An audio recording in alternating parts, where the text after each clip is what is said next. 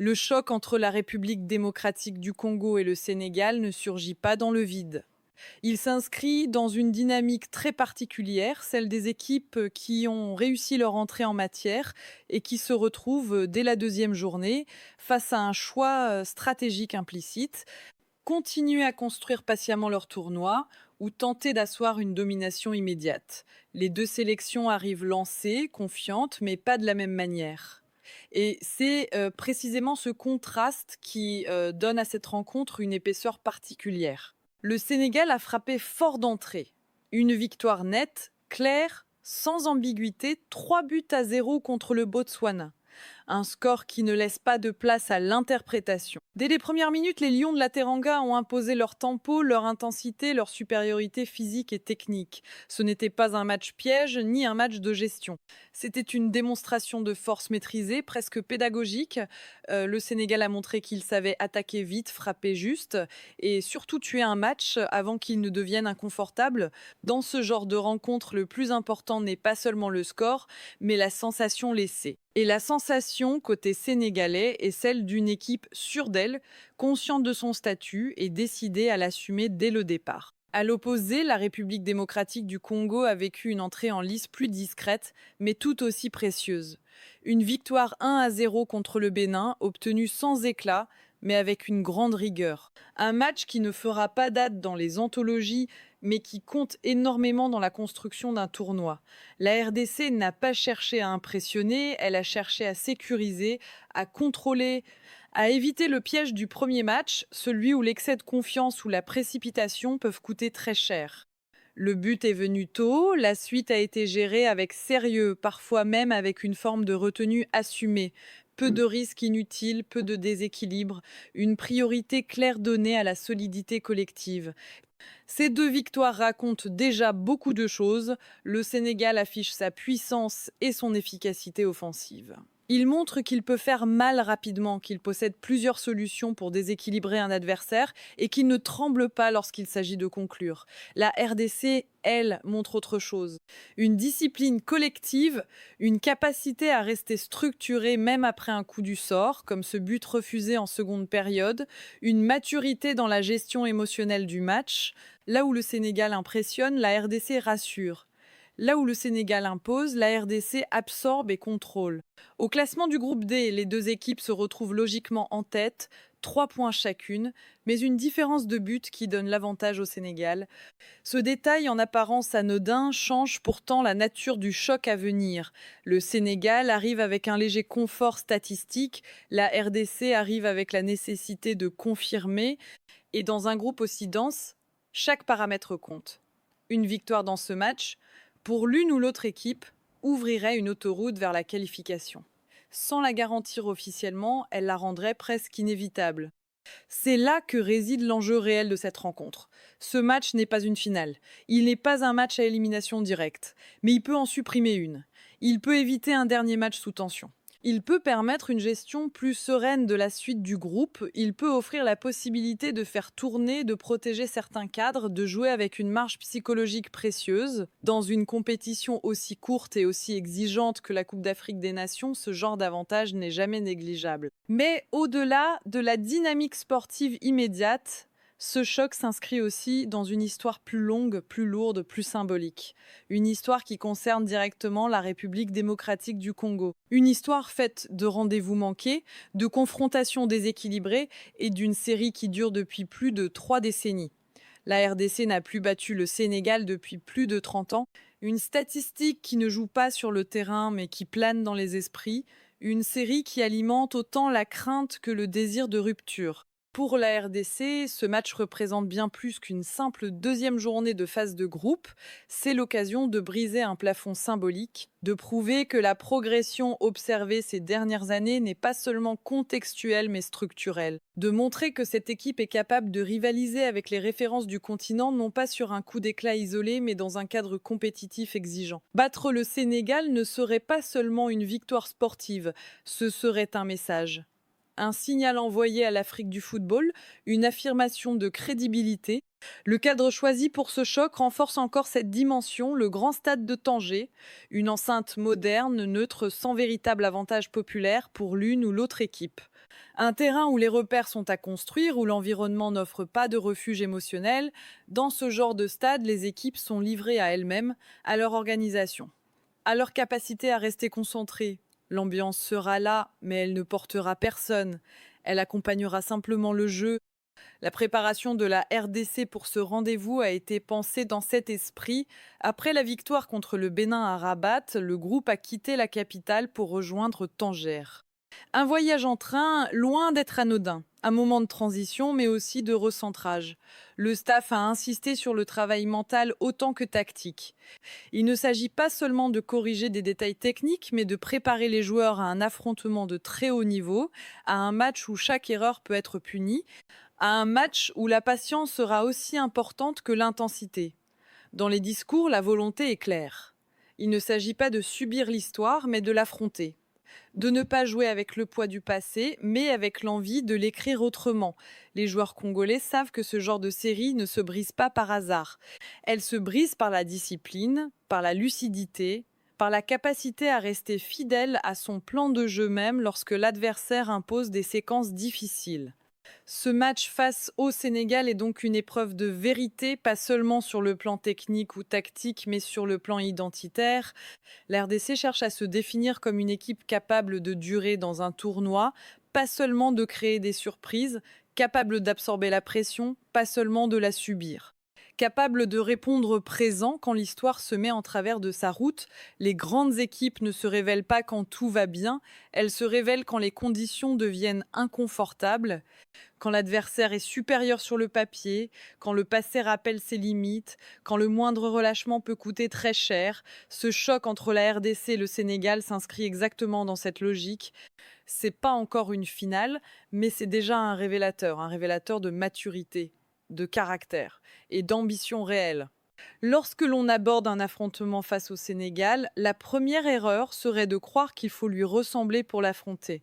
C'est précisément le piège dans lequel tombent de nombreuses sélections. Chercher à rivaliser dans l'impact, dans la vitesse brute, dans la densité athlétique, revient souvent à jouer sur le terrain préféré des Lions de la Teranga.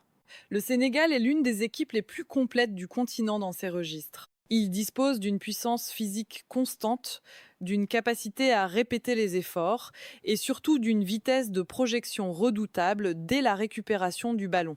Chaque transition offensive peut devenir une situation dangereuse, parfois en 2 ou 3 passes seulement.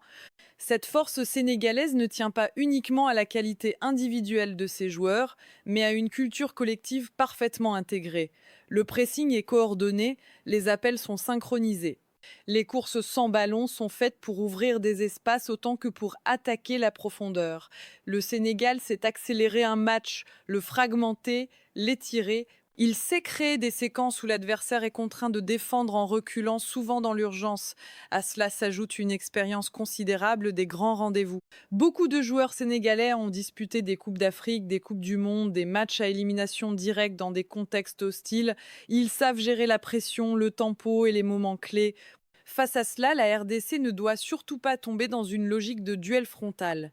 Sa force ne réside pas dans une domination physique prolongée, mais dans sa capacité à rester compacte, organisée et mentalement stable. Lors de son premier match face au Bénin, les Léopards ont montré qu'ils savaient défendre en bloc, fermer les intervalles et surtout protéger leur surface avec discipline. La ligne défensive n'a jamais rompu, même lorsque la pression s'est intensifiée. Le milieu a accepté de travailler dans l'ombre, de couper les lignes de passe, de ralentir le jeu adverse plutôt que de le récupérer immédiatement.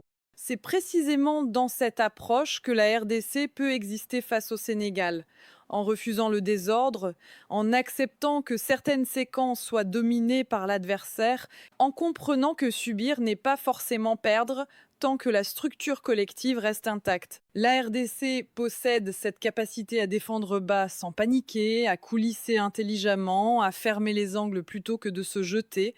C'est une qualité rare, souvent sous-estimée, mais absolument fondamentale dans une CAN. La bataille du milieu de terrain sera l'une des clés majeures de cette rencontre. non pas dans une logique de possession, mais dans une logique de contrôle des zones. Le Sénégal cherchera à imposer un rythme élevé, à multiplier les duels, à provoquer des fautes, à pousser la RDC à défendre en recul constant. Les Léopards devront répondre par la lecture du jeu, par l'anticipation, par une occupation rationnelle de l'espace. Il ne s'agira pas de gagner tous les ballons, mais de gagner les bons. Ceux qui permettent de casser une transition. Ceux qui offrent une respiration collective. Ceux qui permettent de sortir proprement, même sans aller immédiatement vers le but. Les ailes représenteront également un secteur stratégique déterminant. Le Sénégal aime étirer le jeu, isoler les défenseurs latéraux, provoquer des 1 contre 1. La RDC devra être irréprochable dans ses couvertures, dans ses replis, dans ses aides défensives. Les latéraux congolais ne pourront pas défendre seuls. Le travail des ailiers, des milieux excentrés sera capital pour éviter les situations de surnombre adverse. Mais ces ailes peuvent aussi devenir une opportunité. Si le Sénégal pousse trop fort, s'il se découvre, la RDC peut exploiter les espaces laissés dans le dos. Une transition bien menée, une projection rapide peut suffire à créer un déséquilibre. La défense de surface sera un autre test majeur. Face à la pression sénégalaise au centre, au ballon mal repoussé, la lucidité sera essentielle. Défendre la surface, ce n'est pas seulement dégager. C'est savoir quand intervenir, quand temporiser, quand laisser le ballon sortir. C'est un travail de concentration permanente. La RDC a montré face au Bénin qu'elle possédait cette capacité à rester solide dans sa zone de vérité, même sous pression. Face au Sénégal, cette qualité devra être portée à son maximum. Mais au-delà de l'aspect strictement tactique, ce match se jouera aussi dans la tête. Le facteur mental sera central, le Sénégal aura des temps forts, c'est presque inévitable. La question n'est pas de les empêcher totalement, mais de savoir comment y répondre. La RDC devra refuser la panique, refuser les décisions précipitées. Refuser de se désorganiser sous l'effet de la domination adverse. La patience sera une arme, la capacité à accepter de défendre longtemps sans se frustrer sera déterminante. C'est là que se joue souvent la différence entre les équipes qui sortent tôt et celles qui durent. Savoir attendre son moment, savoir reconnaître que le match ne se gagne pas toujours dans les 20 premières minutes, savoir rester fidèle à son plan même lorsque l'adversaire semble prendre le contrôle. Face au Sénégal, la RDC ne doit pas chercher à imposer son jeu coûte que coûte. Elle doit imposer son rythme émotionnel, sa lucidité, sa maîtrise intérieure, et puis vient la projection. Ce que ce match peut changer concrètement dans la trajectoire des deux équipes, une victoire de la RDC bouleverserait immédiatement la lecture du groupe. Elle placerait les Léopards en tête, avec 6 points, quasiment qualifiés avant même la dernière journée. Elle offrirait un confort stratégique immense. La possibilité de gérer le dernier match avec moins de pression, de faire tourner certains joueurs, de protéger les cadres, mais surtout elle enverrait un message fort au continent. La RDC ne serait plus seulement une équipe sérieuse, elle deviendrait une équipe crédible pour aller loin. Un match nul laisserait la situation ouverte, rien ne serait décidé, la qualification resterait probable pour les deux équipes, mais la dernière journée deviendrait un véritable match à enjeu, la pression serait reportée, les calculs feraient leur apparition. Ce serait une option acceptable mais moins confortable. Elle exigerait une maturité supplémentaire dans la gestion du troisième match. Une défaite, enfin, ne serait pas un drame, c'est un point fondamental à rappeler. À la CAN, perdre contre le Sénégal n'élimine personne. La qualification resterait largement accessible, mais elle imposerait une réaction, une capacité à rebondir, une obligation de gagner le dernier match sans trembler. La manière dont la RDC réagirait à une défaite serait alors tout aussi révélatrice que le résultat lui-même.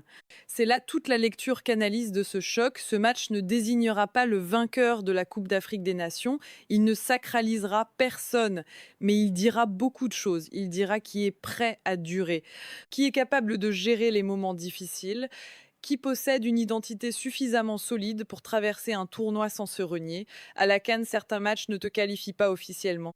Ils ne te donnent pas encore un billet pour la suite, mais ils te disent déjà si tu es prêt à aller loin, si tu es prêt à encaisser, à attendre, à frapper au bon moment et surtout à rester fidèle à toi-même quand l'enjeu devient maximal. Ce match face au Sénégal est donc une épreuve de vérité. pas seulement sur le plan technique ou tactique, mais sur le plan identitaire. La RDC cherche à se définir comme une équipe capable de durer dans un tournoi, pas seulement de créer des surprises, capable d'absorber la pression, pas seulement de la subir, capable de répondre présent quand l'histoire se met en travers de sa route. Les grandes équipes ne se révèlent pas quand tout va bien. Elles se révèlent quand les conditions deviennent inconfortables, quand l'adversaire est supérieur sur le papier, quand le passé rappelle ses limites, quand le moindre relâchement peut coûter très cher. Ce choc entre la RDC et le Sénégal s'inscrit exactement dans cette logique.